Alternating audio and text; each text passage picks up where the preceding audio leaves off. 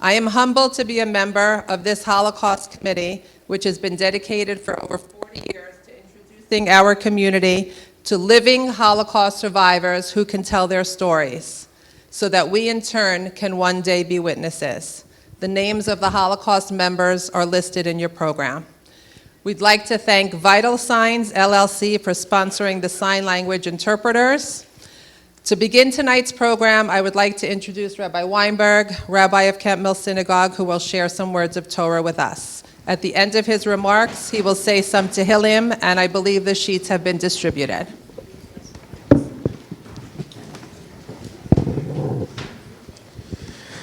Thank you so much to the Holocaust Committee and to all those who worked so hard to make this event such a dignified program as it always is every year.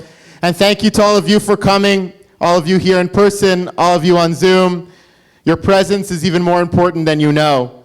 Most of all, thank you to Mr. Sosnowik, who we're looking forward to hearing your story, as difficult as it might be to share. It's important to us to hear it, and we thank you for being here with us. The symbolism of sitting here tonight commemorating Yom HaShoah right after reading Parshas Acharei Mos is not lost on me.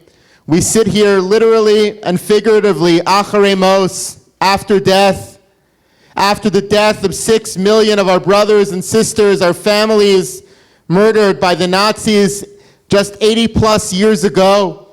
We sit here in the shadow of that destruction, Acharei Mos. We sit here feeling the reverberations of that destruction, Acharei Mos. And our prime responsibility tonight on Yom HaShoah is to remember, to bear witness to the atrocities that occurred to our people and to the heroism of our people at the very same time. But our responsibility tonight extends beyond just remembering and bearing witness. The beginning of the story of Acharei Mos, of the tragic death of Nadav and Avihu, begins way back in Parshas Shmini. And in the immediate aftermath of the tragedy, Hashem, through Moshe, conveys a message to Aaron, the message of Bikrovai Ekadesh, through my close ones I will be sanctified. The pshat, the simple reading of the pasuk, is of course Hashem is referring to Nadav and Avihu, who had just died. Bikrovai Ekadesh, through those that were close to me and died, I will be sanctified. Through their death, I will be sanctified. But I once heard another suggestion, although slightly homiletic, in this pasuk, which says that perhaps Hashem was referring not to Nadav and Avihu, not to those that had died, but to the survivors, to Aaron, to Elazar, to Itamar, to those that were left, saying, after this tragedy, Bikrovai Ekadesh, through you that are left, I need to be sanctified. I need you to be close to me. As if Hashem was saying that in the aftermath of the tragedy, there is a terrible void of Kedusha, of sanctity in the world. There's a void that can never be filled, a void of talent, of personality, of creativity, of intellect, of emotion, a void of Kedusha, of those precious neshamos that were lost to the world. And Hashem is saying to the survivors, Bikrovai Kadesh, I need you, Kiviyachol. I need you to fill that void and to bring holiness and goodness, Kedusha, into this world which is so desperately in need of it at this moment. Tonight our responsibility is not just to remember the Shoah, to absorb its lessons, to learn its lessons, to teach its lessons, but to add Kedusha to the world, to bring more goodness into the world, more godliness into the world, which is so desperately in need of it. And this year that is more true than ever.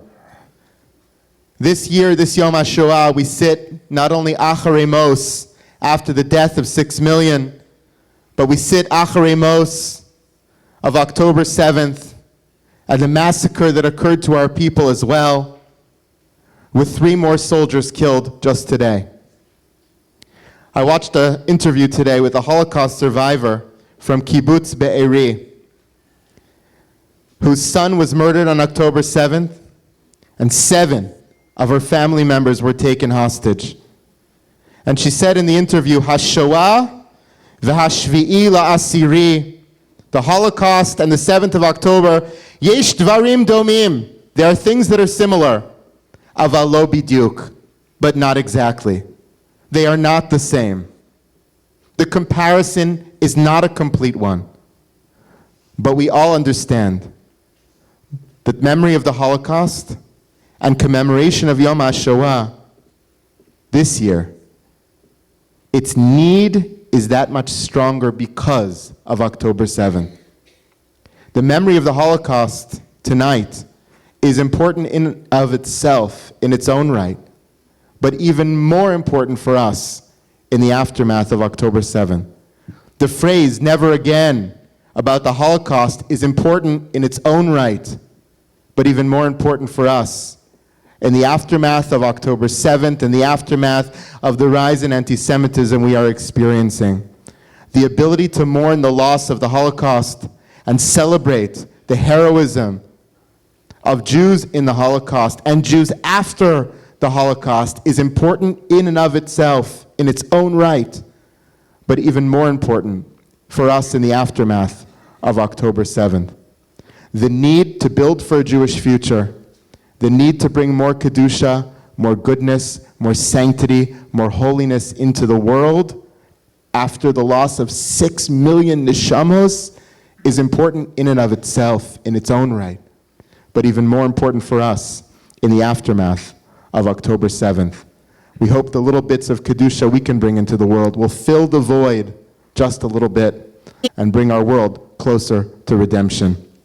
Ask you to please rise as we say a kapitel Tehillim, Kuf Chaf Aleph, praying for peace, safety, and security in Israel and around the world. Shir Lamala, Desainai Lari, Yimeayin Yavo Ezri. Ezri, Mimaduna, Yosei, Shamayim Va'aretz. Alitein lamod raglecha, Yanum Shomrecha. Hine lo yanum velo yishan, Shomer Yisrael.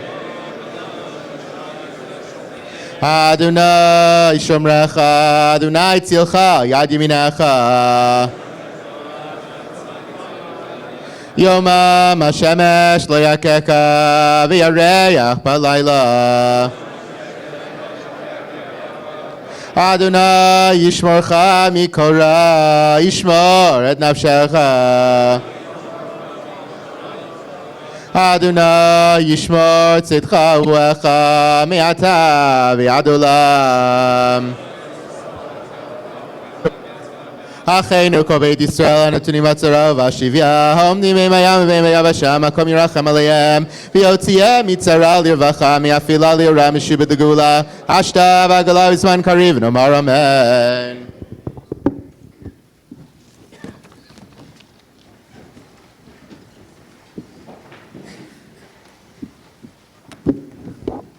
Thank you, Rabbi.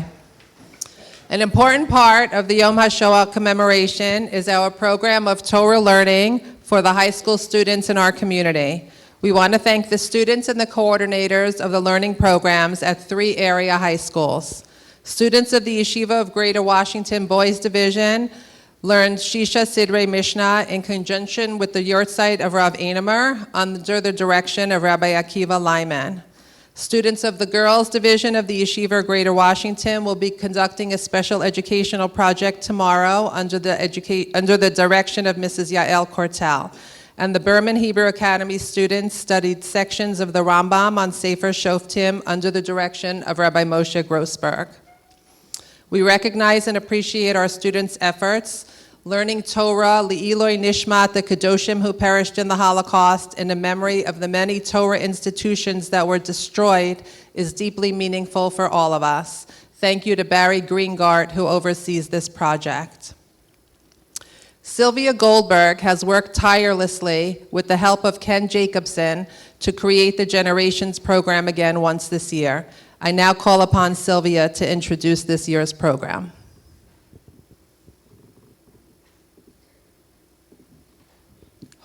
Hold it close to your mouth.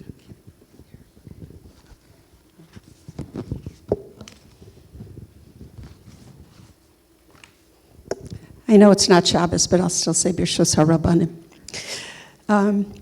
As you heard, that our last program that we were live before tonight was May 15th, 2019.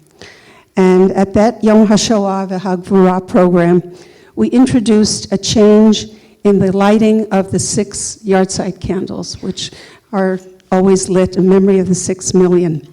We decided to include the second generation and possibly their grandchildren, because that was live, to show the continuity. Generations candle lighting gives us a new perspective on Holocaust survival of the second generation. What could they add? Because we're really committed to having survivors, but we wanted to hear from the second generation as well. So as the Holocaust receded to the distant past for many, many people, it's not so for children of survivors. Through the personal lens of the memories of their own parents, we can better understand the impact on lives horribly affected by moving the narrative closer to home. Who are the second generation? Well, these are our friends, neighbors. They carry their family's legacy of loss, but also of courage and strong Emunah, faith, as a part of their lives. It's important for us to recognize them and to listen to the stories they carry. This year, we're breaking new ground because we have someone from a third generation. And she was so moved by her grandmother's story that she wanted to share it, and you will see this is all taped. Our format, taped testimonies, accompanied by photographic PowerPoint display, is thanks to the hard work of an invaluable committee member, Dr. Kenneth Jacobson, who couldn't be here this evening, but without Ken, I wouldn't even do this program. He just makes everything so perfect. He devotes so much time to formatting the 6 testimonies. It's always perfect. Thanks, Ken, wherever you are. The family photographs that we use here in the PowerPoint is a very powerful tool. It follows the trajectory from survival to renewal in the form of the last photo, that of the flourishing families. How the survivors did it, we don't know. We do not know. After losing beloved family members and undergoing personal unspeakable trauma, they married, replanted their uprootedness. Each one is a shining light. I would like to paraphrase Or Haner. It's a kind of a poem by Rabbi Avraham Yitzchak Cohen Cook, the first Ashkenazi chief rabbi of mandatory Palestine under the British. So I'm just paraphrasing it in English. Each person needs to know and understand that within him burns a candle. His candle is not the same as his friend's candle. There is no person that does not possess a candle. It is each one's duty to toil and reveal all the burning candles in order to light a huge torch and illuminate the entire world. I feel that our survivors, through their children, have done this. Our participants in tonight's tape program are Michael Grunberger, Kara Castan, Rami Isser, Miriam Nathan, Jerry Pasternak, and Rosalind Schaffner.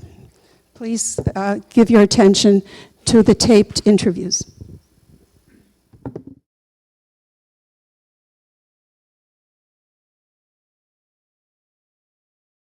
Shalom, my name is Rami Isser, and I was born and raised in Bnei Barak, Israel. My mother, Yehudit Isser Nee Cohen, was born in Bratislava, otherwise known as Pressburg, the city of the Gaon Chatam Sofer. My father, Matityahu Isser, was born in Bacău, Romania. In 1942, my maternal grandparents, Moshe and Leah Cohen, escaped Bratislava due to the escalated acts of oppression against Slovakian Jews, and joined my grandmother's parents in Balashet Yoramet, Hungary. My grandfather and his father-in-law were arrested in Pesach 1944 and deported to Auschwitz. My grandmother tried to go back to Slovakia with her 2 young daughters, my 6-year-old mother and her 3-year-old sister Malka, and joined my grandfather's family in Bratislava. Unfortunately, she was caught and was sent to Vyhenie, a Slovakian labor camp. On Yom Kippur of 1944, Slovakian and Russian partisans attacked the camp and released the inmates, including my grandmother and her two daughters. She joined the partisans and participated in many dangerous actions against the German army, the Wehrmacht. She was also able to arrange shelters for my mother and her sister by farmers in a nearby village. In April of 1945, Slovakia was liberated by the Red Army, and my grandmother collected her two daughters and traveled back to Balashat Yarmart. My grandfather survived Auschwitz and was rescued by the U.S. Army in Tittmoning, Germany, after a 200-mile death march. Since he weighed only 60 pounds at the time of his rescue, he had to recuperate for more than 6 months in a U.S. Army field hospital. He eventually arrived to Balashat Yarmart in December 1945 to reunite with my grandmother and with his two daughters. Most of my grandparents' families perished in the war. In 1949, the family boarded a boat arranged by Aliyah Bet in Brindisi, Italy, and arrived at Yafo, Israel, a week before Pesach. I was born 9 years later. The miraculous survival of my family could only be explained by Yad Hashem. My wife Rini and I were blessed with 4 boys and 7 grandchildren, Ken Yerbu. It's our humble contribution to the Jewish victory against the Nazis. Am Yisrael Chai.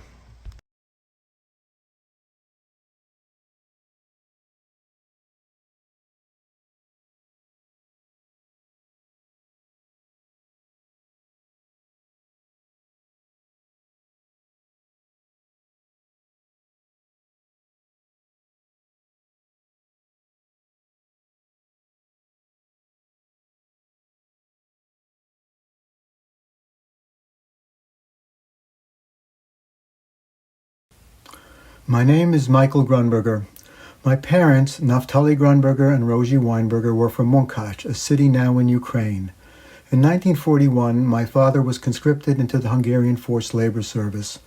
For the next 4 years, he traversed Eastern Europe on foot, guarded by Hungarian Nazis who tormented and beat him and his fellow prisoners as they dug trenches, carried ammunition, cleared mines, and kept roads open for the German army. In October 1944, his battalion began a death march towards Slovakia. Those who faltered were left to die or were shot. They reached Slovakia on a frigid December day. The prisoners were herded into a yard for the night, while their guards moved to a warm shelter, leaving the yard unattended. My father was cold, weak, and hungry, and wasn't sure he could stay alive much longer. He decided to take a risk and climbed over a wall. He made his way to a farmhouse and pleaded with the owner and his wife for something to eat and somewhere to stay. Miraculously, they agreed to help him, giving him food and letting him hide in a hayloft in their barn. 13 weeks later, he was liberated by the Russian army. He returned to Monkach, where he was joined by my mother. She had spent the war years hiding in Budapest, wearing a crucifix and holding forged papers. Despite terrifying encounters with arrow-crossed thugs, she was never detained and was liberated by the Russians in February 1945. From Monkach, my parents went to the Ranshofen DP camp in Austria, where they were married in August 1945. They soon learned that 3 of my father's 8 siblings had been murdered, as was his father. Of my mother's 7 siblings, 4 were killed in addition to both her father and stepmother. In 1947, they immigrated to the United States and settled in Brooklyn. They had 2 children, my sister Susan and me. My father was an observant Jew, a printer, a union leader, and an investor. My mother was a homemaker, a seamstress, and devoted to family. Their legacy lives on in their children, grandchildren, and great-grandchildren.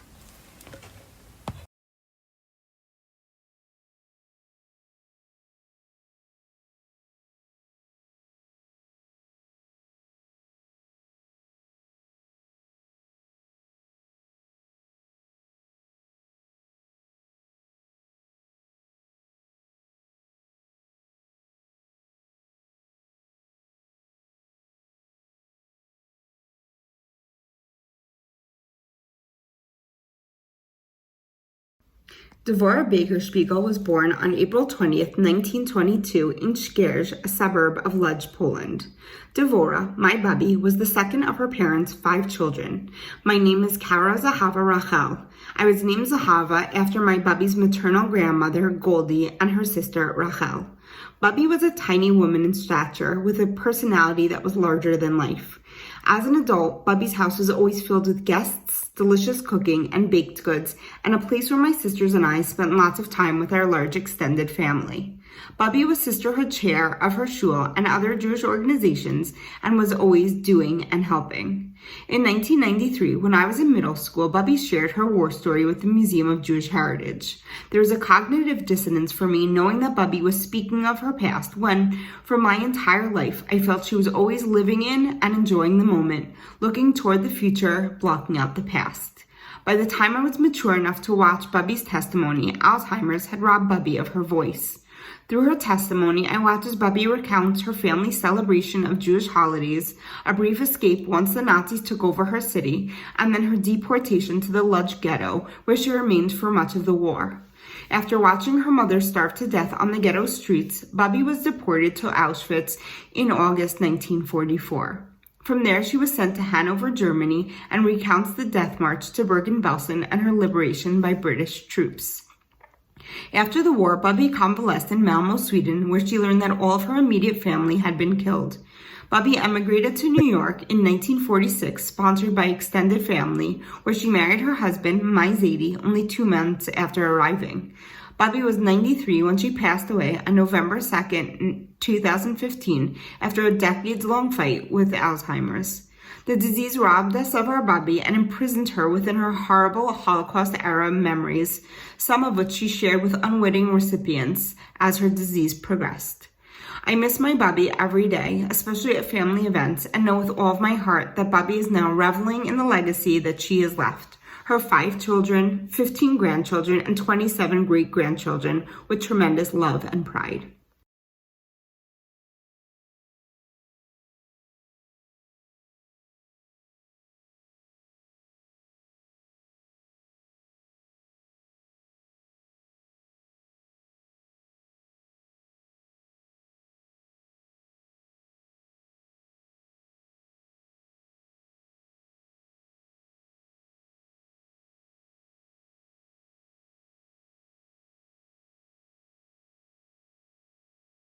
My name is Rosalind Weiss Schaffner.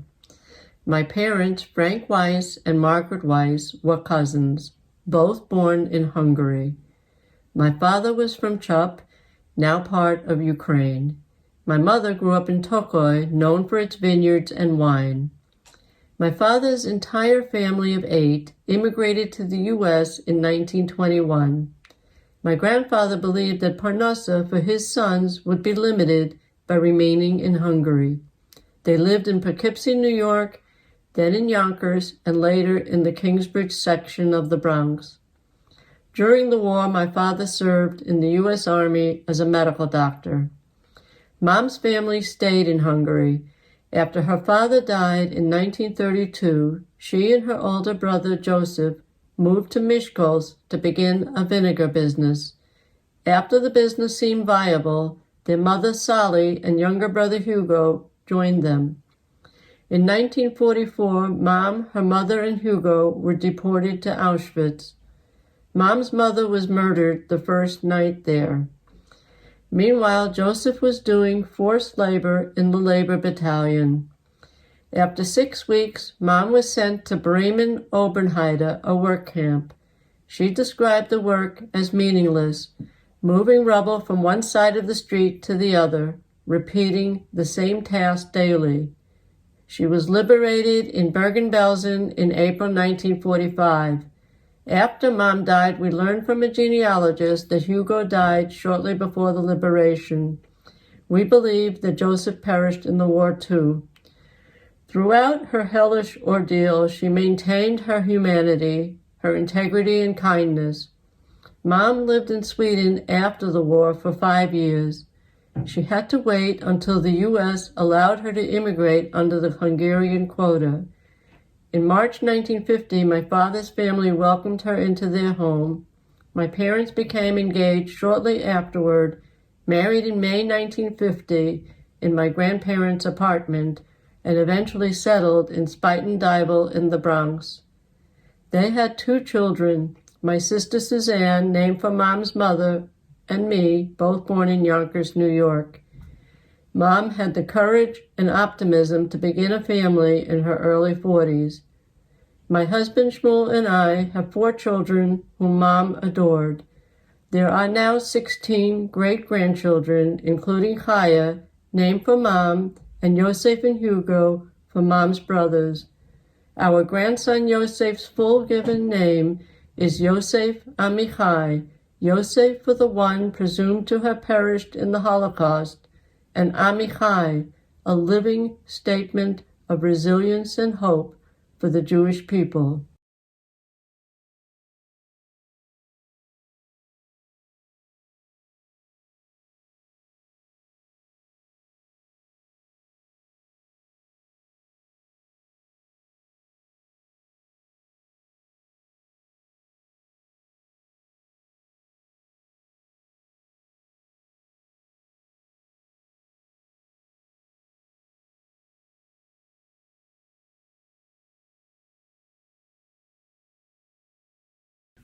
My name is Miriam Morcell Nathan. My mother, Zdenka Schwartz, was born in Przybram, a town outside of Prague. My father, Marek Morcell, was born in Wieliczka, a town near Krakow, but when he was 3, his family moved to Orlova, a town in Czechoslovakia. At home, both families spoke Czech and German. Family members were business owners, a judge, a factory owner, and my mother was a secretary until my parents were married. My father was a businessman, representing a large textile company in Czechoslovakia. In 1937, my parents were married in the Jubilee Synagogue in Prague, but in March 1939, their idyllic life was changed inalterably. The Nazis had entered Czechoslovakia, and my father escaped Nazi persecution after an odyssey through Yugoslavia, Greece, and Italy. Eventually, he found refuge in the Dominican Republic, where he was one of the first settlers in Sosua, a settlement offered to the Jews by Rafael Trujillo. He remained there throughout the war, first as a farmer and eventually as an importer-exporter. My mother made plans to follow my father. She went to Berlin and obtained an exit visa, but she was denied a transit visa by the United States to travel through the U.S. in order to join my father in the Dominican Republic. Without options, my mother returned to Prague. She was on her own, and in order to make enough money to buy food and necessary items, she worked as a seamstress in a shop owned by a woman who was not Jewish, but who at great risk allowed my mother to work there. In 1942, my mother was deported to the concentration camp Terezin in Czechoslovakia, where she remained throughout the war. Her secretarial skills in both German and Czech saved her life. She was assigned to the central office where she typed the daily lists of arrivals, deportations, deaths, and so on. My mother's mother died in 1924.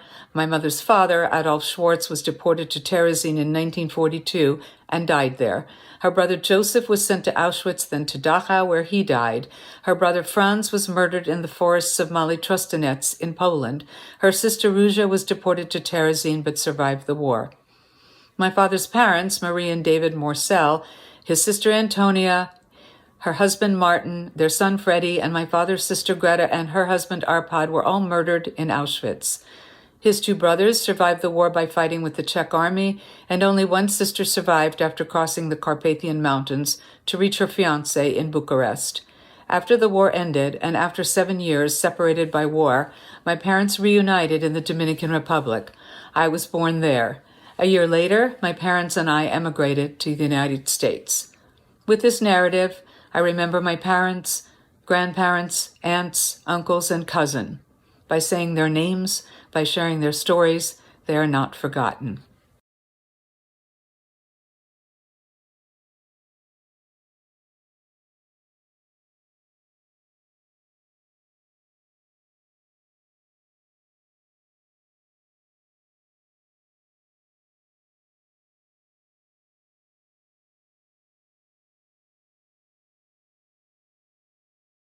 My name is Jerry Pasternak. I'm the oldest of 3 sons born to Bernard Pasternak, Zikrono Livracha, and Bella Simon Pasternak. I want to thank you for the opportunity to share some of their history as part of the Yom HaShoah v'Hagvura program. My father was born somewhere around August 17, 1924. The exact date is unknown, in Visu de Sus, a town in Maramureș County in Romania. He had one brother and 4 sisters. In September 1940, the town was taken over by Hungary, and in April 1944, the ghettoization of the Jews from Visu began. It is estimated that about 35,000 Jews passed through this ghetto on their way to Auschwitz, including my father. In addition to Auschwitz, my father was sent to Buchenwald and some of the sub-camps where he worked in the coal mines. He was liberated from Buchenwald in 1945 by General Patton's troops. He spent the next 3 to 4 years in Europe, learning various trades and making up for lost time, before heading to the United States. He arrived in New York in 1949 and became an American citizen in 1955. He got a job at Farberware in the Bronx and worked there until he retired in the mid-1980s. My mother was born on November 7, 1928, in the Transylvania region of Romania. She had 2 brothers and 4 sisters. She was taken to the Dej ghetto as part of the ghettoization process that began in the spring of 1944. From there, she was transported to Auschwitz, Stutthof, Riga Kaiserwald, and finally, Estonia. She worked in a factory jarring jam for soldiers, digging trenches, and carrying munitions to the front lines. She was liberated by Russian troops and led a group of women back home to Romania, walking at night, hiding during the day, and stealing food along the way in order to survive. From Romania, she made her way through Europe and to the United States, arriving in 1946. She found work as a seamstress and real estate agent. She became a U.S. citizen in 1952. My parents met at a dance in New York and got married in 1953. They had 3 sons, and they worked extraordinarily hard and made huge personal sacrifices in order to send the 3 of us to Jewish day schools and yeshivas. They were not going to let the Nazis beat them. I married my wife, Sue, in 1979, and we have 2 grown children, Uri, who is married to Alicia, and Rachel, who is married to Dan. Uri and Alicia live in Silver Spring. Rachel and Dan live in Los Angeles and have 3 girls, Ariella, Eliana, and Yael. One of my brothers is married with 2 grown daughters, and the other brother is married with 2 daughters and a son, who themselves are also all married. His oldest moved several years ago to Israel, where she met her husband and lives with 3 kids. For my parents, that makes 3 sons, 7 grandkids, and 6 great-grandkids. My father passed in 2017 at the age of 93, but he did meet his great-granddaughter, Ariella. My mother, who is 95, lives in Revit's house in Rockville, where she takes care of her apartment, prepares her own meals, and makes chicken soup, cookies, and challah, not only for herself, but also for my wife and me, and her 2 grandsons and their wives who live in the area. These days, my mother lives for the annual visit of her grandkids from California, when she, my wife, our daughter, and the girls, 4 generations of women, work an assembly line in the kitchen of our house to bake bubby cookies. Hitler did not win.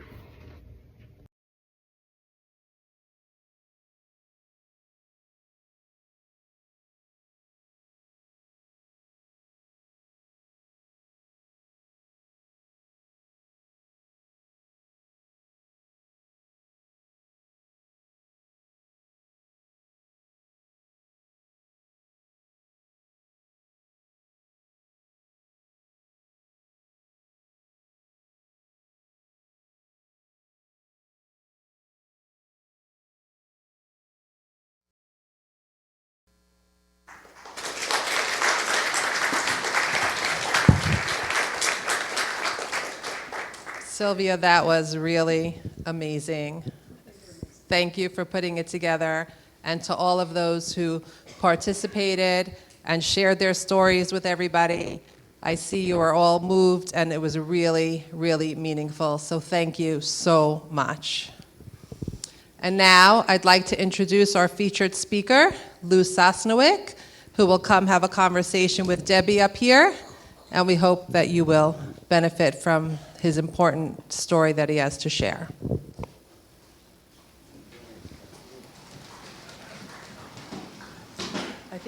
here, right? Yeah, I think you do on this one. Sitting. On this one, yeah. Okay, don't move it, don't move it, don't move it. When you speak, you have to bring it close to your mouth. Right, okay.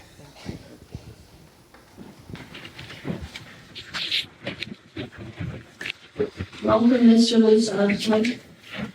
We're very honored that you could be with us today. Thank you. We're going to have a personal conversation in front of all these people about your story. But first, I think you had something you wanted to say. Absolutely. I would like my family, who came from very far in many cases, to stand up, and I'd like to tell them how much I appreciate and how moved I am by all these things.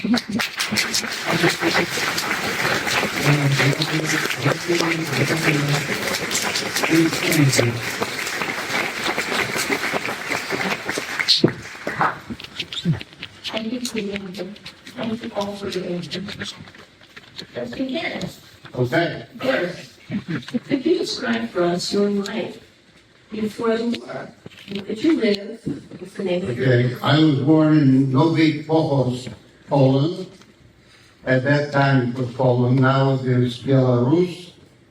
And at that time, the shtetl Nowy Pochos probably consisted of about 30% Jews, and the majority of the people, even though it was Poland at that time, the majority of the people were Belarus.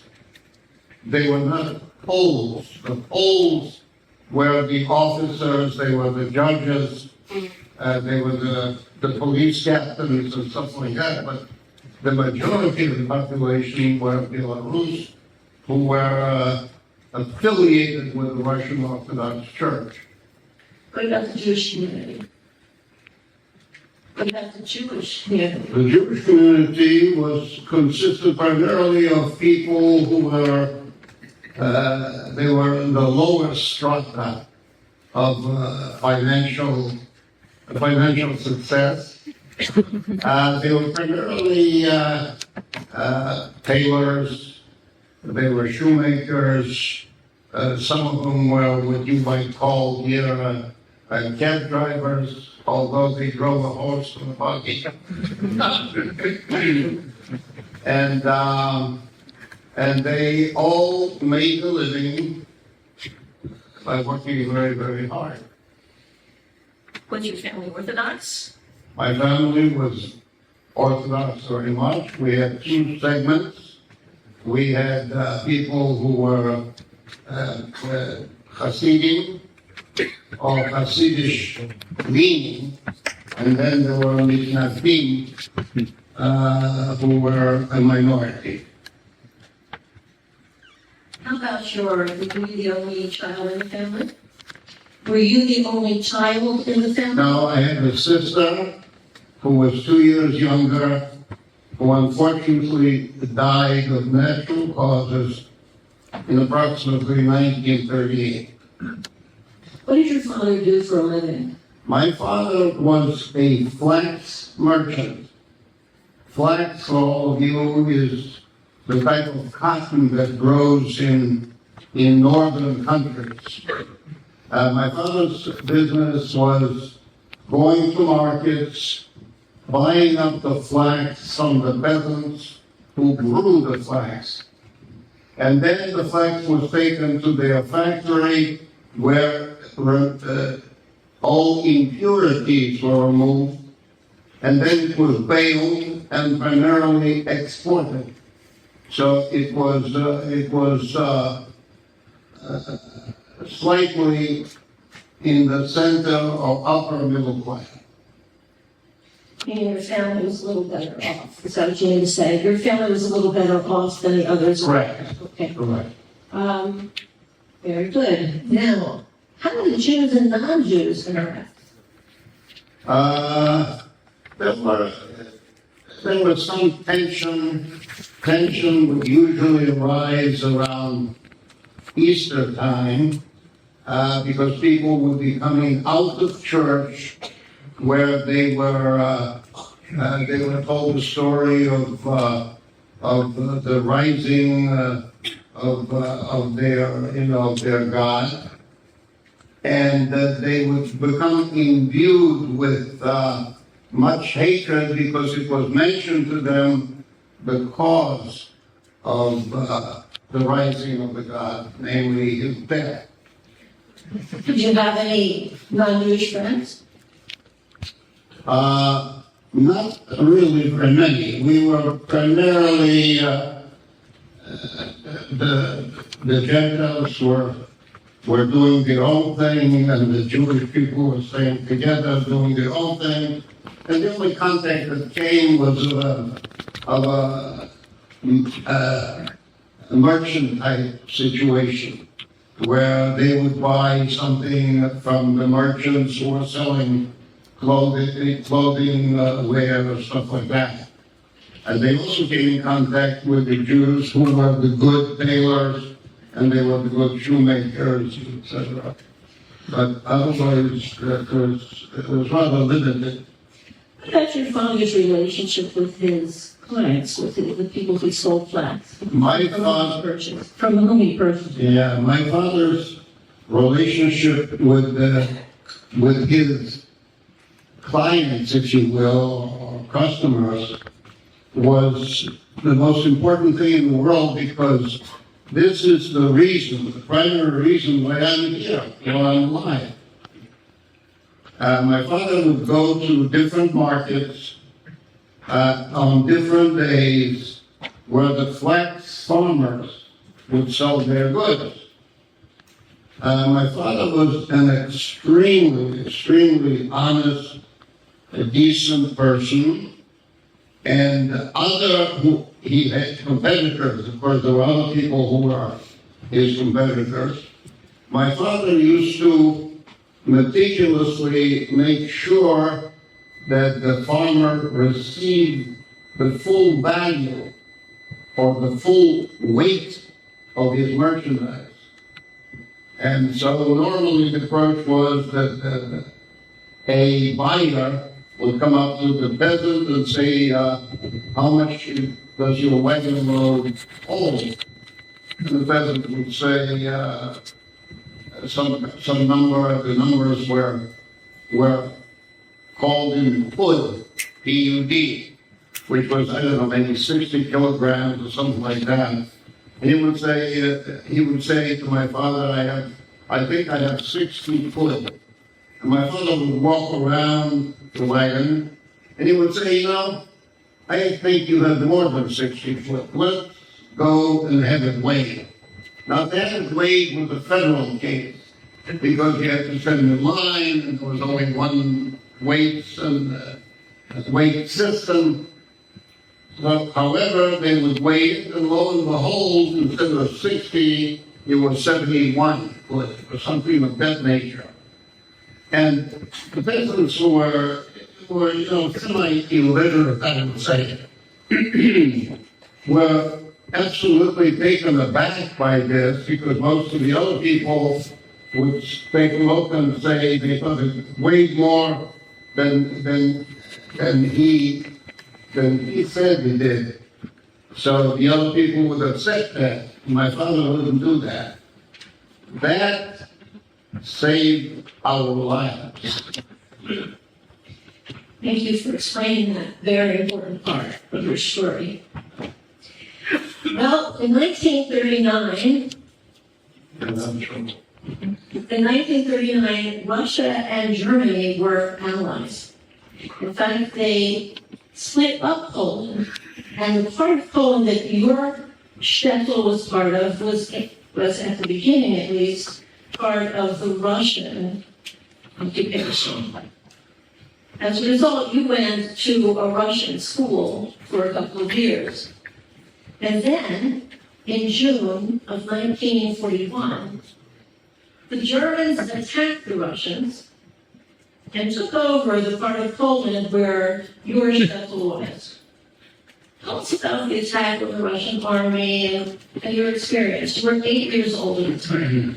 Okay, what happened was this, first of all, when the Russians came, they took away everything from anybody who was a businessman. So anything that was for sale during Poland, by the time they came in, the night before they came in, everything disappeared. All the goods disappeared. The reason was because the business people understood that they would never replace the goods. So they simply removed everything and it was no longer for sale. When the Germans came, of course, the first thing that they did was they let out all the prisons were opened up. And instead of just letting them go free, they made these criminals into a militia. They issued weapons to them, and they became the militia and the lords over the Jews especially.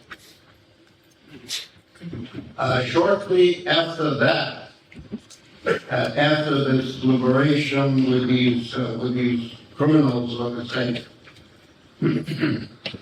they immediately started attacking the Jews in the way of robbing them, whatever they wanted to have that they didn't have, but the Jews had, so they took it away from them. There were instances of attacks, physical attacks, and the Germans, of course, encouraged this. Why? Because he helped them by not having to use Germans. They used these criminals. Additionally, what the Germans did is they brought in people from Lithuania to our part of Belarus, from Lithuania, and they brought in people from Ukraine. The reason they did that is because they wanted to make sure that there be no collusion among local anti-Semites and Jews. Some collusion because, for some reason, whatever. I see. Okay, there was also a police officer who ran across. I believe actually it was a Nazi officer who offered. Yeah, my first memory was two Germans on a motorcycle with a sidecar came into our town, and a bunch of children started running because it was motorcycle with a sidecar was not something that was normally viewed by people like us. And one of the Germans started handing out candy. So I remember my son Shmuel, my friend Shmuel, and I started going and to see if we could get some candy as well. So the officer, the German, as soon as he saw Shmuel with his black curly hair, he immediately screamed out, "Jude!" And I was behind Shmuel, so as soon as we both heard, we immediately ran away for dear life and forgetting about the candy very, very quickly. Okay, so the Nazis came in June of 1941, and by the fall of 1941, a ghetto was created. They gathered up all the Jews from the small ghetto, and they tried to concentrate them in a larger place where there would be some centrality to the people once they wanted to start the executions. We were late in coming to the ghetto, which was another life-saving event for us. There was no room in the ghetto any longer, and the only place that was available was a tiny little bathhouse, a public bathhouse, which was at the end of the ghetto, and it was almost at the border where the ghetto ended and the barbed wire encirclement occurred. That saved our lives.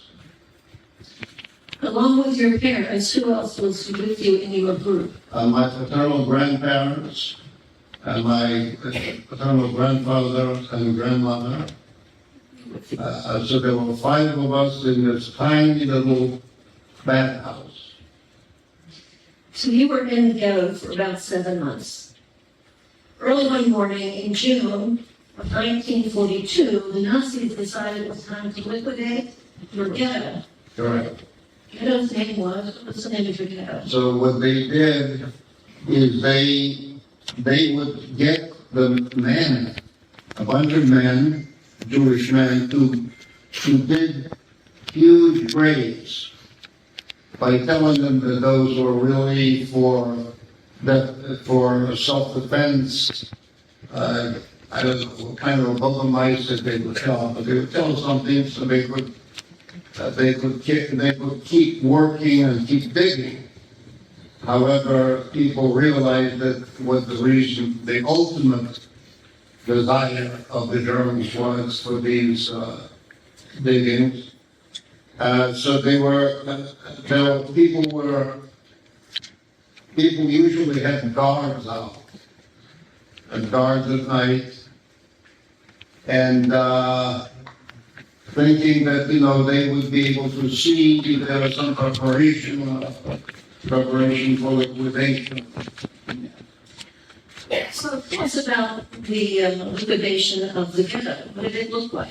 The liquidation of the ghetto occurred because we were in this bathhouse, as I mentioned.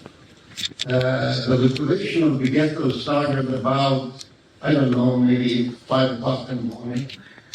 And we were asleep. And I remember my mother, God rest her soul, looked out the window, which was a very tiny window. Remember, it's a public bath, so you don't have huge windows. And she saw people running, and somebody had put some planks to collapse the barbed wire fence, and people started running. So she started screaming and woke up everybody up. And we just ran right out of this bath. Most of the people were running to the right because there was a field, sort of a field. To the left, if you can picture, was a highway, first of all, where there was some German traffic, military traffic would go by now and then. And on the other side of the road, to the left, were some bushes. Everybody was running to the right because of fear of the road. Because if you can come up to the road and suddenly, German vehicles come with soldiers, they will shoot us down. But my father decided that since everybody was running this way to the right, he thought that it was worth to take a chance and try to cross the road. Now, because everybody was running to the right, obviously German fire was concentrated on that area. So there were, first of all, there were some machine gun nests that were cutting people down. There were also Nazis on horseback with some machine guns cutting people down. So it was like, my father felt, I guess, they was like running into a killing zone. So we tried to cross the highway, which we successfully did. And once we did that, we were already in the bushes area where you could hide. And this is how we saved ourselves from the ghetto. So your grandparents, on the other hand, went the other direction, and unfortunately, your grandparents went with No, most of the other people, and they were, in My fact, grandparents, gunned down. unfortunately, ran with everybody because they thought That they was the way should to run go. to the right, and and unfortunately, they perished Right. with the rest of them, It's very sad story. Okay, now we're in the forest. Your father took you and your mother into hiding in the Polish forest. He was able to locate certain people who could hide you. Tell us more about that. Okay, this is where the flax merchant honesty and integrity comes into play, where it pays off. My father had dealt with these peasants for a long time. It was years and years. And he knew exactly where their farms were and where they lived. So as soon as we were able to save ourselves from the ghetto, my father was able to find one of the farmers who he had dealt with, obviously, and ask them to see if they can put us up somewhere, not in the house, somewhere in a barn maybe, where they were hiding usually pigs from the German army. Now, you have to understand that to hide a Jew meant imminent, instant death to the farmer, the family, all his possessions. So that was instantly executed. However, if you surrender a Jew, then you could receive 2 kilograms, about 4 pounds of salt. Salt was very, very rarely available during the war, and since it was the only means of conserving meats, it was something that was sought out. It was something that was sought out by the people as a very important entity for the preservation of meats. So when you left one farmer, first of all, how long did they hold you for? And when you left one farmer, Well, how did you get to the next? That's right. It varied. Usually, they would either keep us for maybe, I don't know, under best of circumstances, maybe 2 weeks or so. Under the worst circumstances, they would say, look, there are German soldiers about 2 clicks away, 2 kilometers away. And it's very dangerous. You should really move. I can't help you. In other cases, if they couldn't help us, they would say, look, my brother-in-law lives about 5 kilometers away. Why don't you go there? Tell him that I said to send you. He lives right next to the woods, so it's sort of a secluded area. And but the point is that no one refused to try to do something for us. The people that we asked, who were only exclusively customers of my father's business, who remembered this. The heroism of these people cannot be belabored sufficiently by words. Cannot. Thank you, farmers. You wanted to really make sure that we use this moment to thank them for saving your life and your family's life, your parents. I understand you got sick for some time during this period.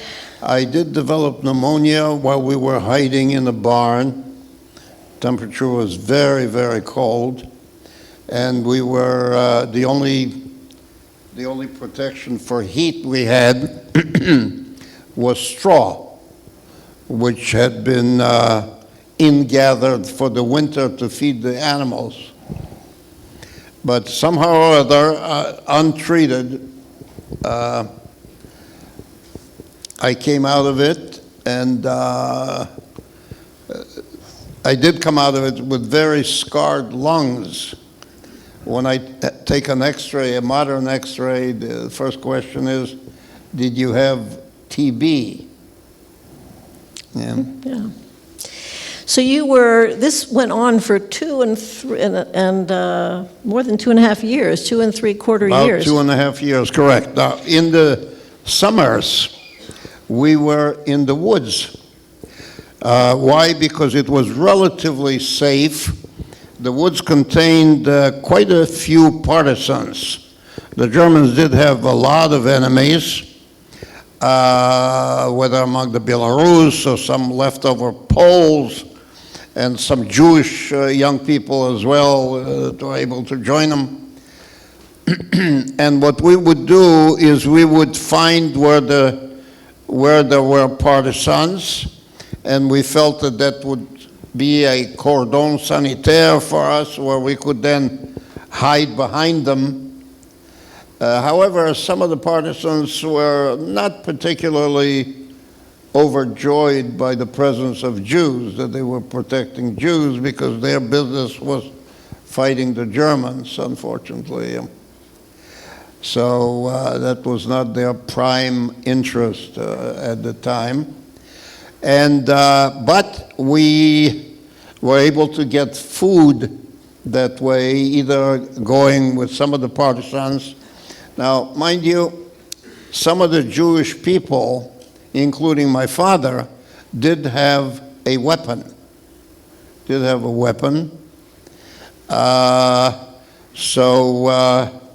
Sometimes it was, just the presence of the weapon was an encouragement for someone to give us the chicken or whatever we required. It was an encouragement, yeah. So the Nazis conducted military maneuvers around the woods, behind in the whole area, and they knew there were some enemies in the woods. Now, please understand that the Germans were extremely unhappy having people in the woods there that they wanted to exterminate. So what they would do is this: to try to go through woods that were 100 miles long by 75 miles wide was really a humongous enterprise which would require an army. So what they would do is they would do two neat things.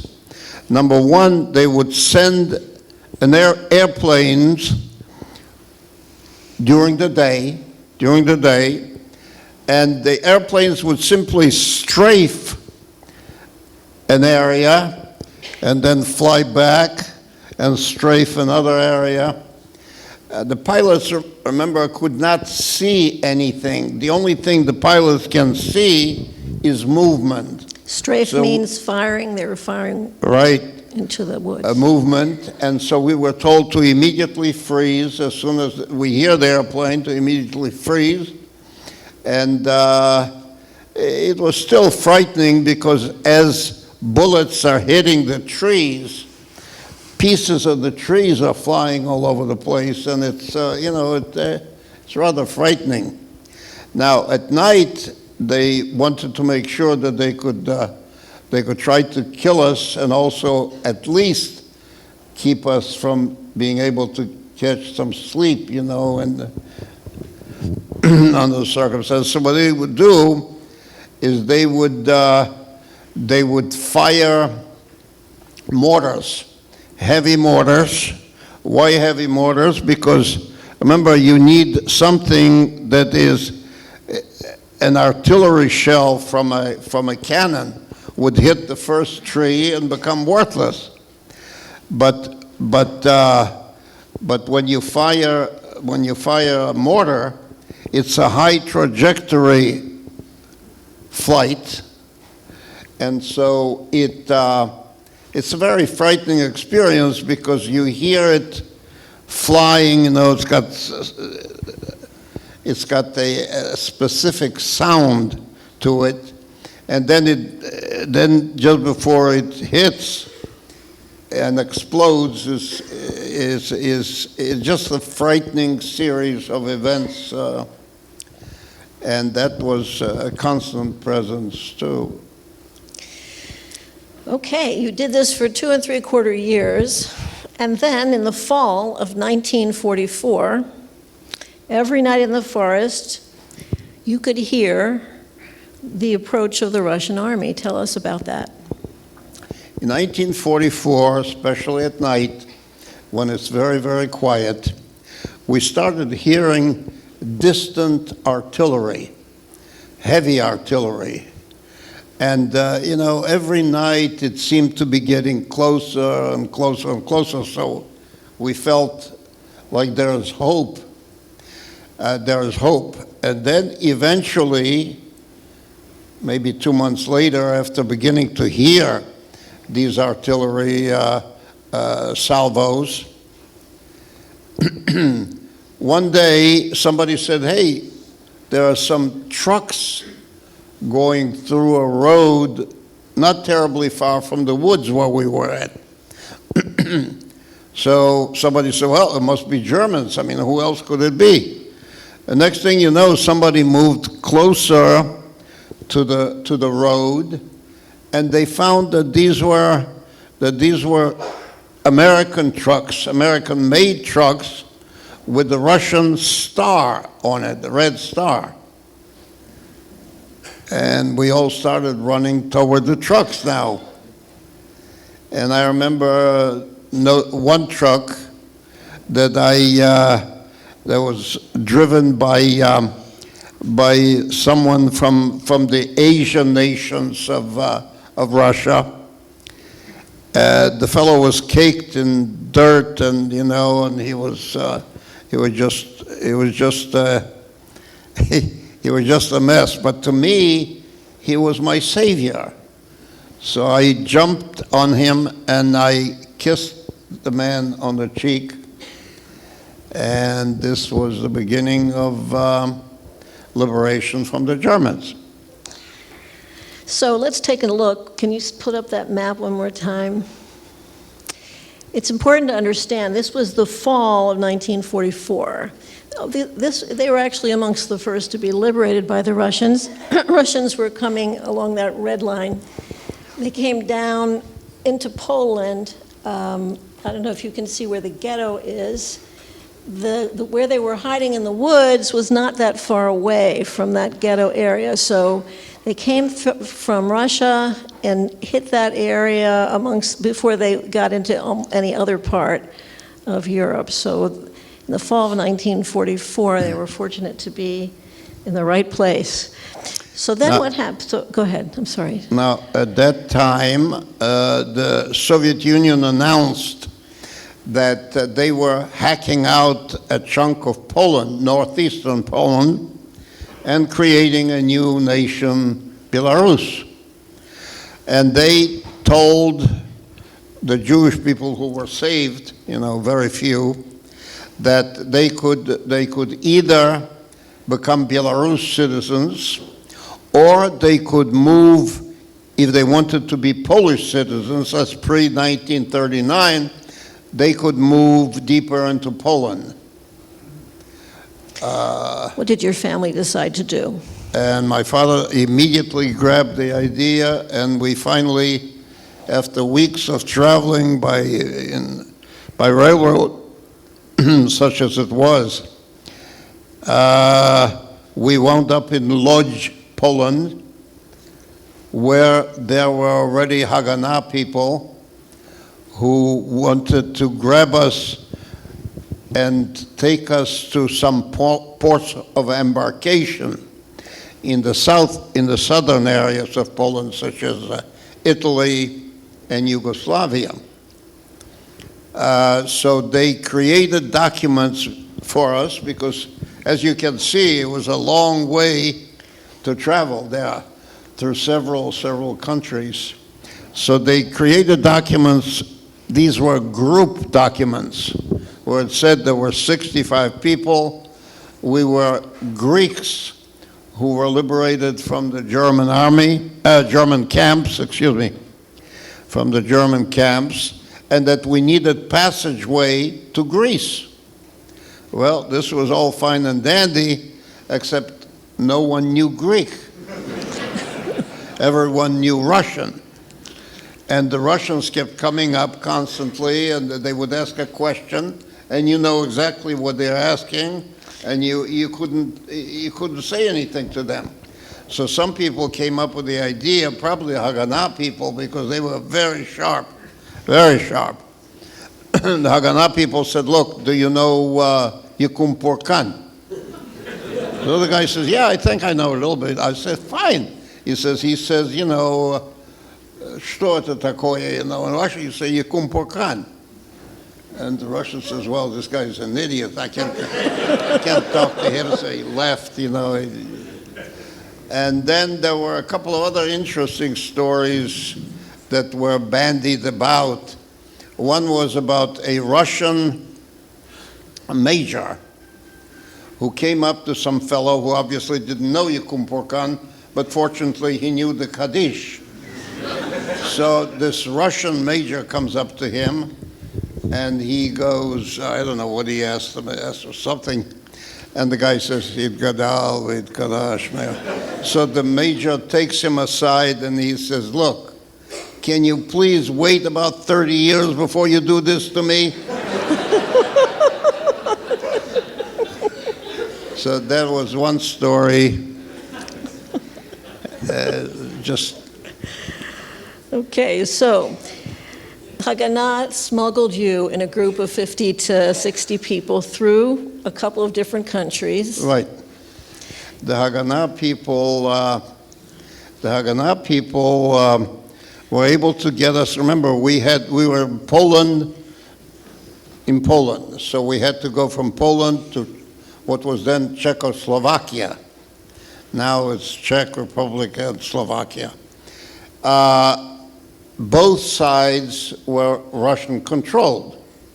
So that meant that bribes were paid, you know, on all sides. The Haganah boys had it figured out to a T. And we would go through Czechoslovakia. And then from Czechoslovakia, we had to cross the Danube Bridge, which was a very long bridge, into Austria. And there I remember somehow or other, being a little guy at the time, I remember that the people got away, and the next thing you know, I'm the only one trudging along there about half a block away from the tail of the group. 2 Russian soldiers are standing there. And I'll never forget, I mean, this is something that really frightened me quite a bit.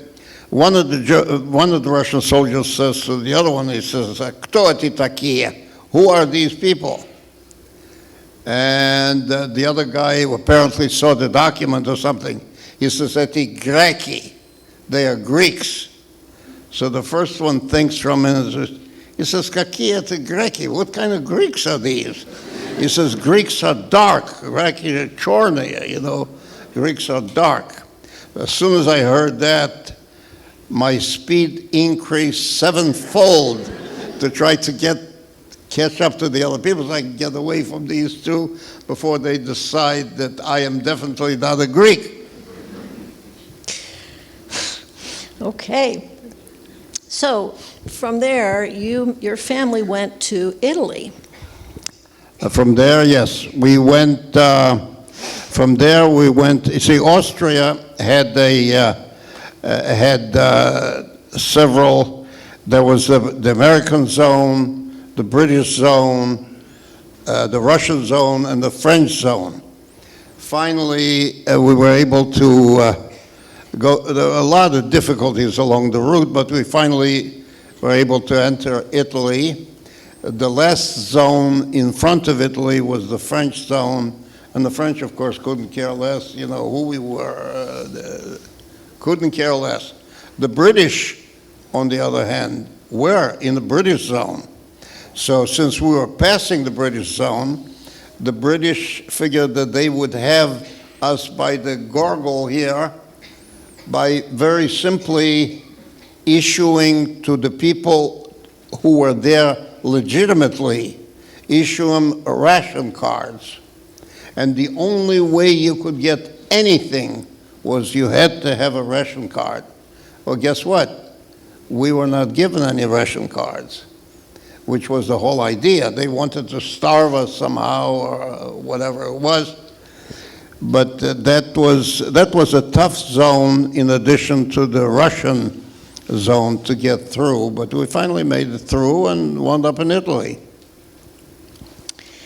So the question was, your family had to make a decision. Were you going to go to Israel or not, to Palestine at the time or not? Tell us about that. Well, my father decided that going to Israel at that time meant that, they're going to give him a rifle and they're going to give me a rifle.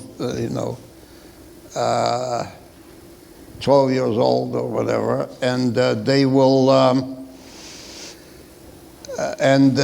say that, they will show us the direction where fire should be directed at. And he decided he didn't want to do that. Meantime, I think my father also became ill. He fell down. He was hospitalized or some situation where he as he was recovering, started thinking about many things and came to the conclusion that we were trying to get into the United States, which was not an easy undertaking. So you ended up staying in Italy for a full 5 years. 5 years. Trying to get into the United States. What ended up happening that made it possible for you to get into the United States? Well, what happened was this.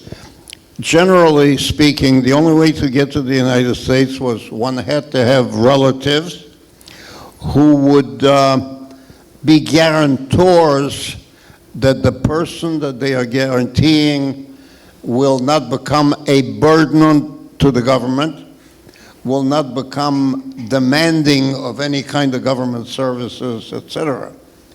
Then in 1948, we came to Italy in 1945. In 1948, President Truman had signed a bill that said that it didn't have to be a member of a family. It could be some kind of an entity, be it corporate entity, be it some private organization, and this is how people here were able to get us some papers guaranteeing that my father would have a job, and finally we were able to come here to this wonderful country.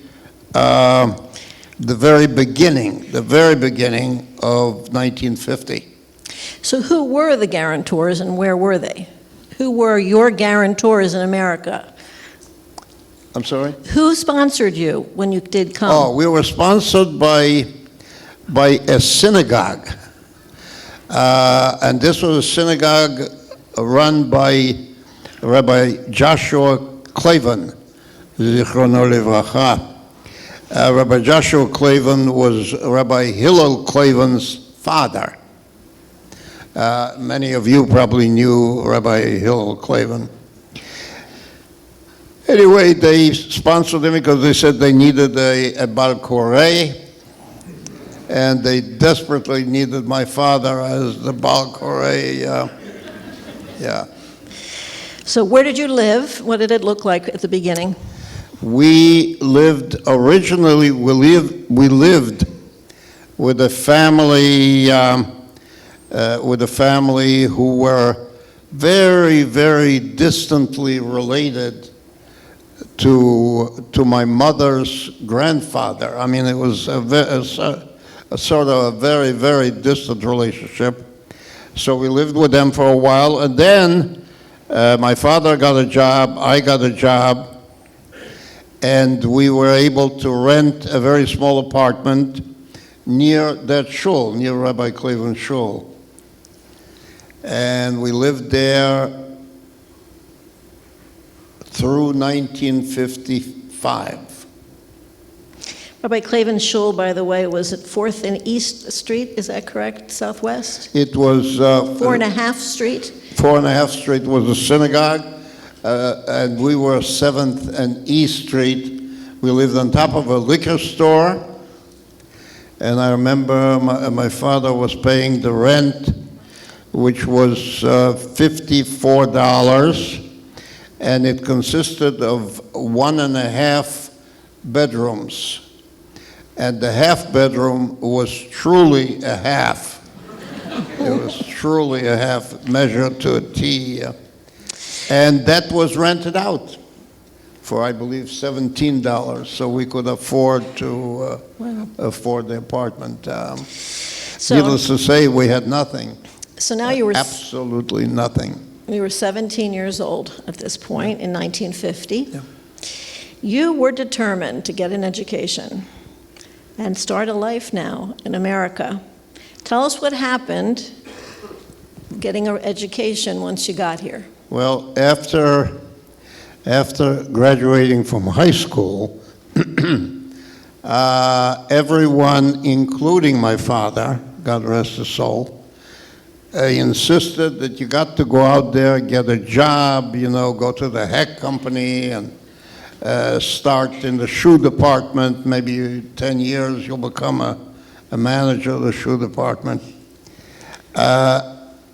In Italy, I had been exposed to Latin. I had been exposed to Latin languages, became fluent in Italian, and I wanted to get a university education. And I absolutely refused. They said, "You get a job." I said, "I can get a job later.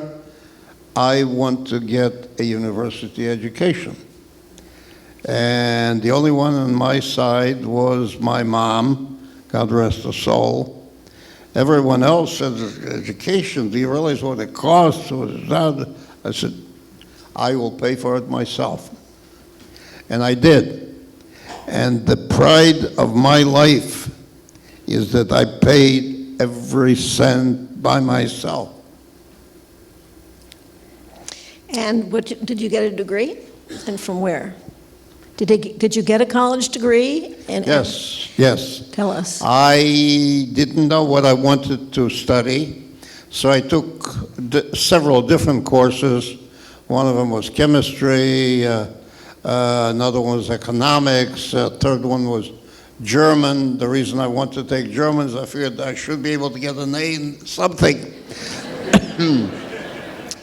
And I fell in love with chemistry. But my advisor said, a bachelor in chemistry is not going to take you very far. In fact, he was very discouraging. He said, "You'll wash bottles at some place with bachelors in chemistry." So I was advised to switch to pharmacy, because pharmacy I could do in 4.5 years, and I could make a very nice salary at that time. I mean, now it would be a joke what the salary was at that time. But remember, it was 70 years ago. So I became a pharmacist. In 1955 from George Washington University, correct? George Washington University, yeah. Where Jewish students were respected in those days.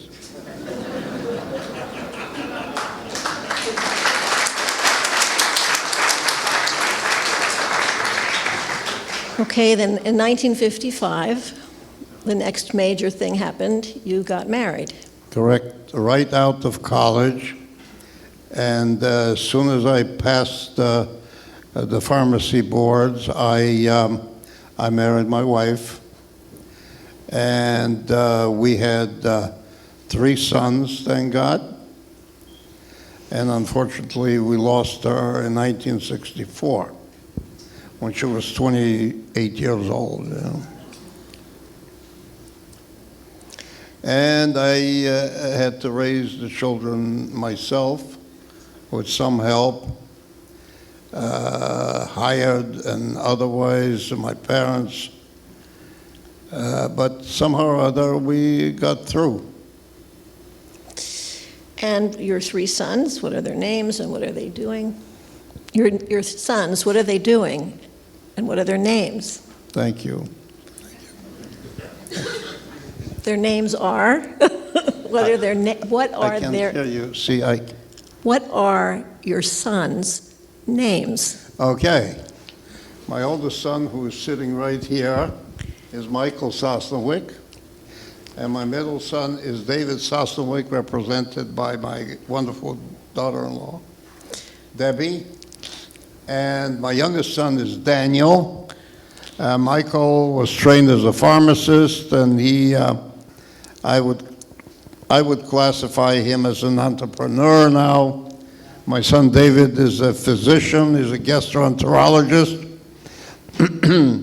And my son Daniel retired from NYPD as a commander.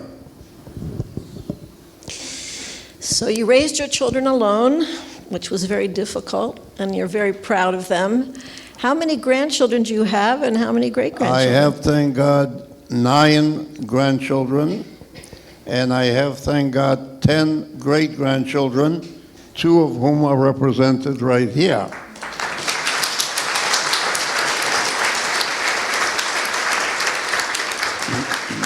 Thank you so much. This is really nice. Very nice to have you here.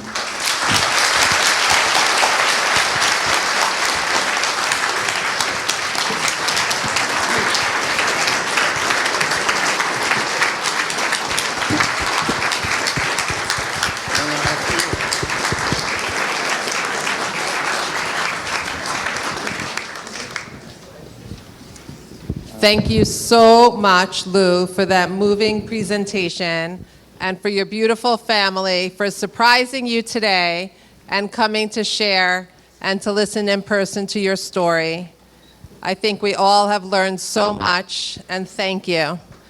We're going to go through the thank yous quickly, and then we're going to end with Ani Mamin and Hatikva from these lovely young students, Akiva Kranzler and Noam Katan.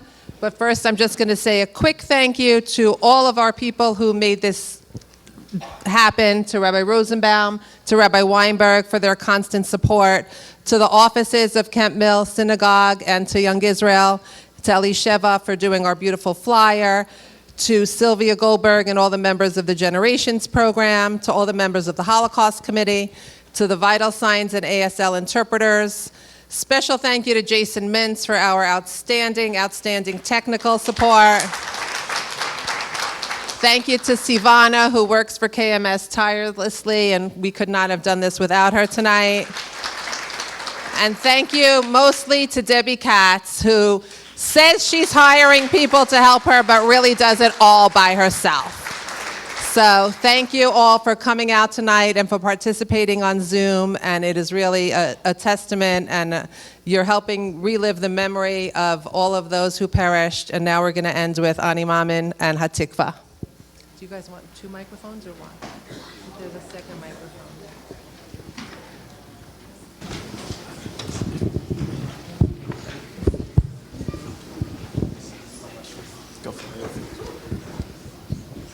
Ani Mamin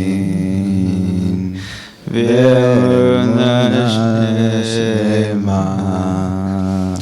B'vi'at HaMashiach Ani Mamin Ani Mamin Emunah Shelema B'vi'at HaMashiach Ani Mamin V'yava P'sheim Amen